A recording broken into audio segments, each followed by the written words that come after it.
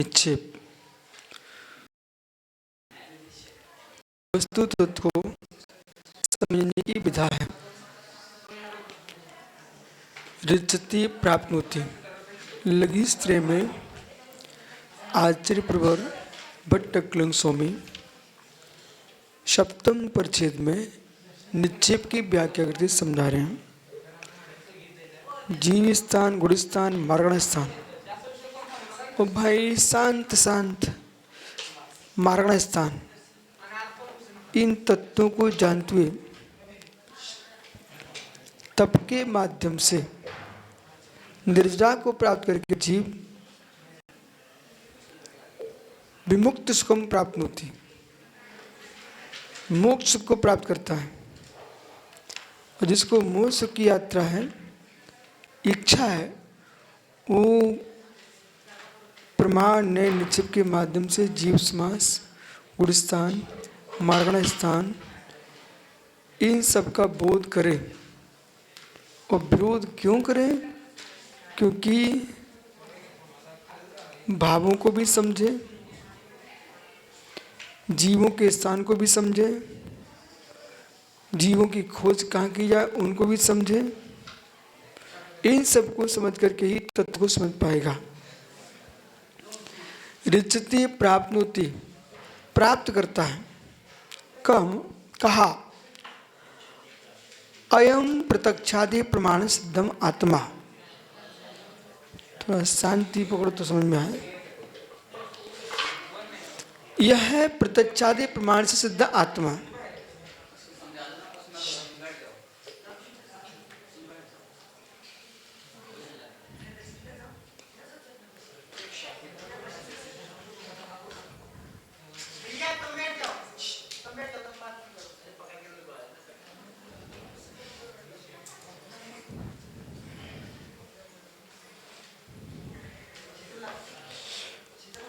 अयम प्रत्यक्षा प्रमाण सिद्धम आत्मा। तत्व तो सभी हैं और तत्व ज्ञान स्वार्थ विवेशात्मक है। तत्व ज्ञान स्वार्थ विवेशात्मक है और सुपुरार्थ विवेशात्मक ज्ञानम प्रमाणम। सुपुरार्थ ज्ञानम प्रमाणम, स्व पर के अपूर्व अर्थ को जो विवेशात्मक वो प्रमाण है, एक दृष्टि। लेकिन स्वार्थ विवेशात्मकम तत्व ज्ञानम, स्वार्थ विवेशात्मक तत्व ज्ञानम, स्वार्थ विवेशात्मक है वो तत्व ज्ञान है। और सुपूरार्थ विवेशात्मक ज्ञानम प्रमाणम, इसमें क्या दोनों विशेषता?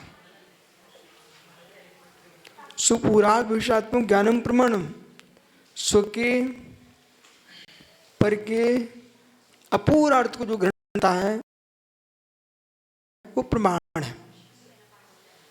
ये परीक्षक सूत्रकर्ता बोल रहे हैं, ठीक है। विद्यानंद स्वामी लिखते हैं स्वार्थ विवेशात्मकम तत्व ज्ञानम, तत्व ज्ञानम। प्रमाण जो है सो पूरार्थ ग्राही है। कैसा है? सुपुरार्थ ग्राही है, विवेशात्मक है। फिर तत्व ज्ञान को स्वार्थ विवेशात्मक कहा, ऐसा क्यों?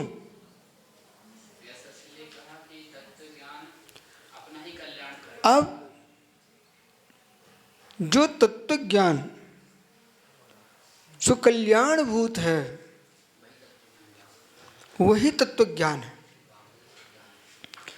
बाकी के ज्ञान है तस्य भावस् तत्वम, अपने निज का स्वभाव पर लक्ष्य पा जिसका है वो तत्व ज्ञान, वही आपके लिए ज्ञान ज्ञान है, स्वार्थ ग्राही है। वो प्रमाण भी है, ऐसा मत कहिए अप्रमाण है। वो प्रमाण है परंतु नाना अर्थों ग्रहण करने वाला जो ज्ञान है वो अर्थग्राही है, अर्थग्राही है, सुपर तत्वग्राही है। पर सुपर तत्व ग्रहण में सुतत्व ग्रहण ही तुम्हारे कल्याण का हेतु है।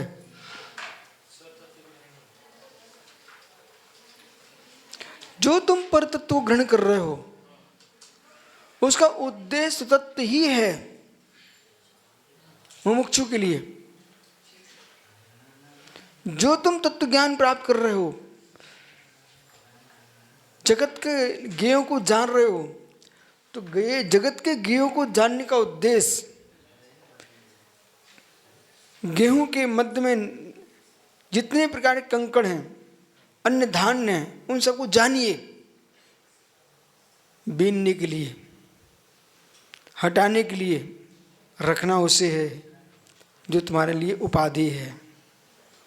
जैसे गेहूं के दाने के अंदर माँ थाली में रख करके बीनती है, कंकड़ भी हटाती है, अन्य प्रकार के दाने आते उनको भी हटाती, पर जानना सबको पड़ेगा। बोलिए महात्मा जी, जानना सबको पड़ेगा। यदि सबको नहीं जानोगे तो निज को भी नहीं जान पाओगे। कोई प्रश्न इसमें? कोई प्रश्न नहीं, करना भी नहीं चाहिए। जो निज को जानता है सबको भी जानता है, जो सबको जानता है निज को भी जानता है। यही जैन दर्शन का प्रमाण है। जो पर को जाने निज को नहीं जाने तो प्रमाण कैसा? जो निज को नहीं जाने, निज को जाने पर को नहीं जाने, प्रमाण कैसा? सो पूर्वार्थ विश्वासम तो आपने पढ़ाई है। सो पूर्वार्थ विश्वास ज्ञानम प्रमाणम, सुपरिग्राही ज्ञानम प्रमाणम, प्रदीपवत तत्व ज्ञानम प्रमाणम। थे इस सूत्र को कहने के साथ आपको स्वरूप संबोधन का भी सूत्र कहना चाहिए।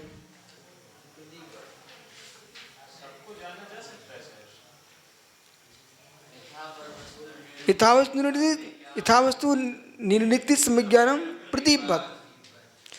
तो यथावस्तु निर्णित, यथावस्तु निर्णित, जो वस्तु जैसे उसका वैसा निर्णय करेगा ज्ञान प्रदीप के समान है। ठीक है ना? तो हे पांच तत्व से स्तंभ विज्ञा हेता। तो प्रत्येक द्रव्य को यथावत जानना चाहिए।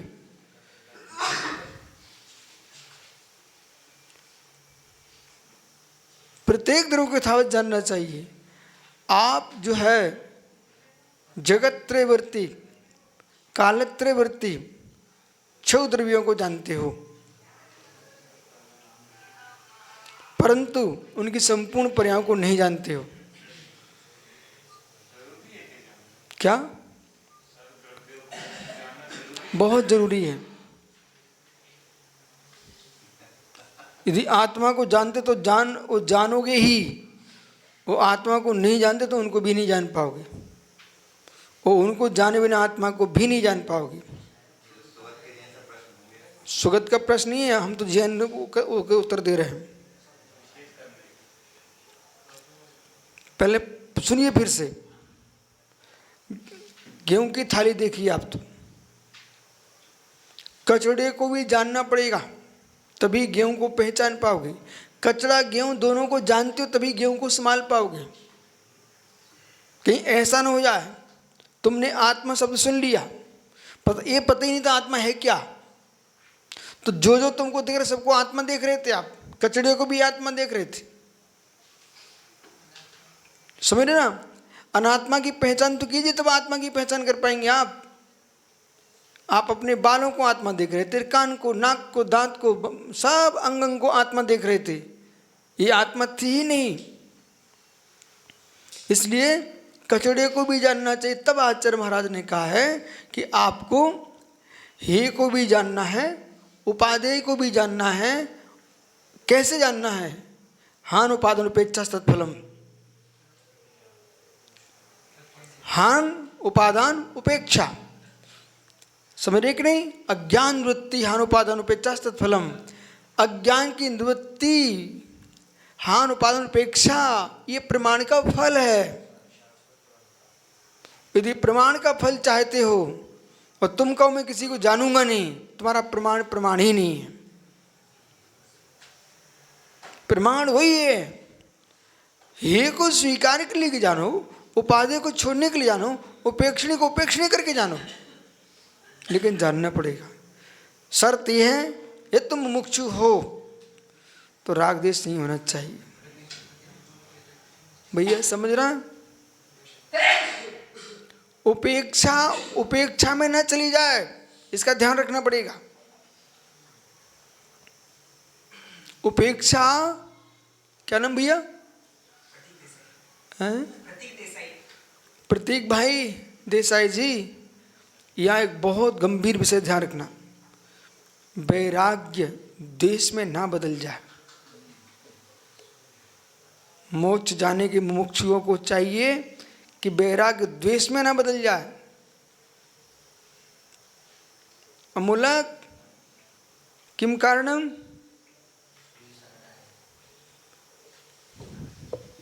ये अमूलक हमको लेने आया है पंडाल के लिए, ठीक है?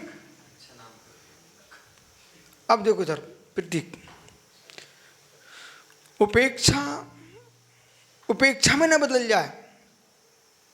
वैराग्य सारस्वत जी समकित का द्वेष में न बदल जाए।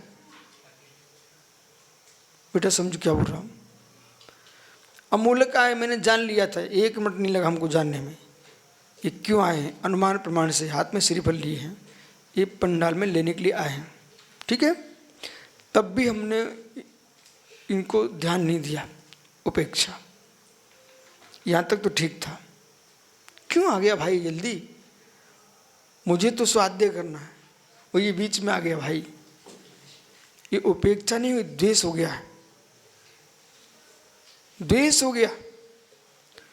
तो साधकों को चाहिए अपने आप को संभाले। बहुत सारा विषय जो समकित साधक को पसंद नहीं है, वहाँ वे खोजें हम उपेक्षा कर रहे हैं कि द्वेष कर रहे हैं। उपेक्षा में चेहरा नहीं बिगड़ता सारस्वत जी, प्रसन्नता रहती है उपेक्षा में।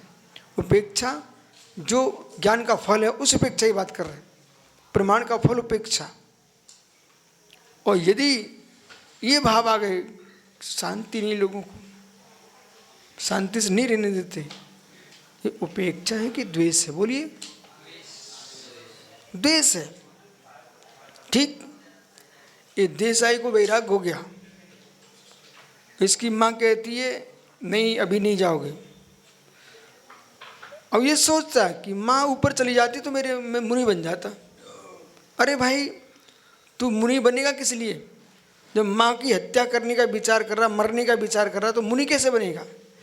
वहाँ परिणामों को संभालिए। माँ मना करे तब भी तुम विरक्त रहो, पर माँ के हृदय को दुखाए बिना मुनि बन जाओ। उपेक्षा। वैराग्य में द्वेष में महान अंतर है। वैराग्य चारित्र का साधन है, वैराग्य चारित्र का साधन है, और द्वेष संसार को बढ़ाने का कारण है। उपेक्षा जो प्रमाण है, वह उपेक्षा संयम की ओर ले जाने के लिए कारण है। वो उपेक्षित कर देना, ये द्वेष बुद्धि है। नहीं भेद समझ में आ रहा? तो आप मेरी उपेक्षा कर रहे हो कि वैराग हो रहा है? कहा अयम प्रत्यक्षादि प्रमाण। चलो भाई इतनी पढ़ पाओगे। कहा अयम प्रत्यक्षादि प्रमाण सिद्धम आत्मा। तो भैया समझ में आ गया? आपको सब कुछ जानना पड़ेगा। बहुत सारा ऐसा मिथ्यात्व है जिसे जानोगे नहीं तो मिथ्यात्व भी नहीं छूटेगा, वो संभाल के रखोगे। संभाल के रखो, उस मिथ्यात्व को संभाल के रखोगे। इसलिए सूक्ष्म स्थूल, देसाई जी सूक्ष्म स्थूल दोनों मिथ्या समझिए, और सम्यक दृष्टि जीव। सारस्वत सागर जी वर्तमान के सम्यक दृष्टियों को अपने सम्यक की रक्षा की आवश्यकता है।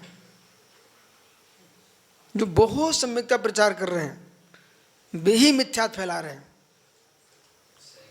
पूछो कैसे? ये नहीं छोड़ो, ये छोड़ो, ये छोड़ो। मालूम चला कि तुमने धर्मात्मा का वात्सल्य ही नष्ट करा दिया और ऐसा द्वेष खड़ा करा दिया है।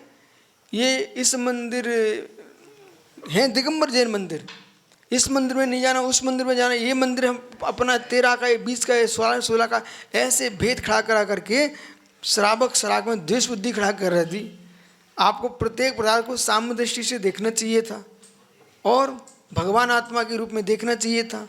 और देश आएगी इतना सम्य दृष्टि बन गया, वो तो कहता ये है, ये है, ये मालूम चला कि भाई है की व्याख्या करते समय द्वेष खड़ा नहीं कराना है आपको।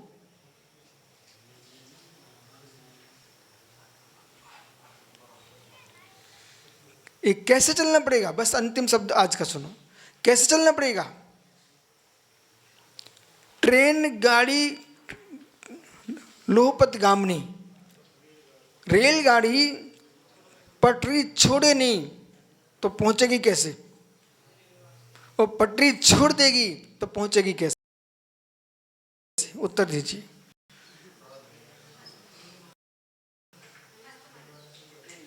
रेलगाड़ी पटरी छोड़े नहीं तो आगे कैसे बढ़ेगी, और पटरी छोड़ देगी तो आगे कैसे बढ़ेगी। नहीं समझ में आ रहा आप लोगों को। पटरी छोड़े बिना पटरी छोड़िए आप, पटरी छोड़े बिना पटरी छोड़िए।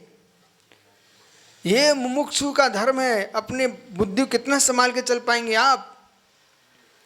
हम किसी को पकड़ेंगे नहीं, छोड़ेंगे भी नहीं, और छोड़ेंगे नहीं, पकड़ेंगे भी नहीं।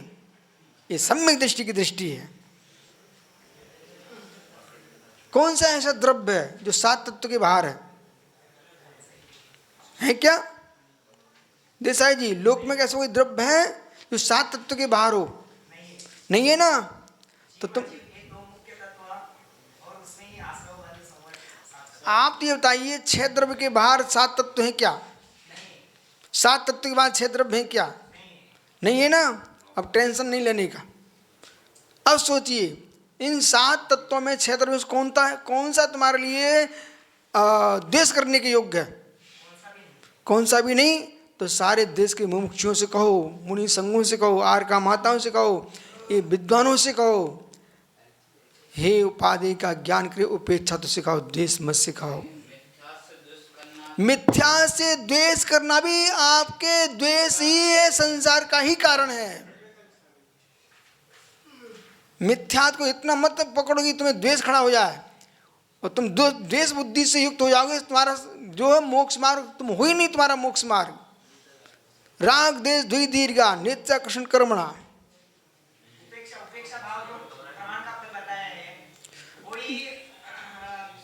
उसे समझना पड़ेगा। वो समझना मात मोक्ष मार्ग नहीं है। उस उपेक्षा को समझ करके आपको अपने परिणामों को उपेक्षित करना पड़ेगा। पर पदार्थों की उपेक्षा के साथ अपने परिणामों को उपेक्षित किए तब चारित्र प्रकट होगा।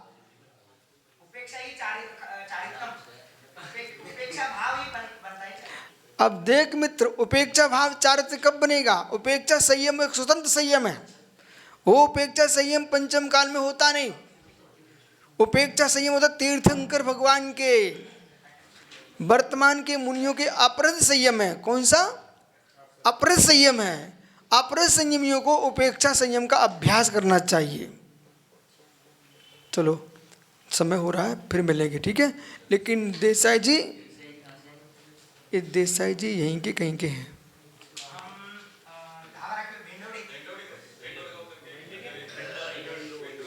भिंडोरी गांव से आए, ठीक है। ये यथार्थ में गुजरात से आए हैं। अब आगे बोलिए आप। क्यों भाई, बराबर है? क्यों? देसाई जी हो ना? देसाई हो, कर्नाटक में हमारा मूल ये होता है। अच्छा, कर्नाटक में भी देसाई होते क्या? गुजरात में भी होते हैं। लेकिन खोजना पड़ेगा आपको, परंपरा कहाँ से आई है। हमारे वंशज कर्नाटक की, शांति सागर की मूल वंशज भी देसाई थे। देसाई थे? चक्रवर्ती शांति सागर महाराज थे। अच्छा, चतुर्थ पंचम में देसाई होते क्या? ऐसा बोलो आप, अब चलेगा। पंचम में देसाई होते हैं। पंचम नहीं, चतुर्थ में है। अच्छा चलो। नमोरिन ताणमु सिद्धाणमोरिन जो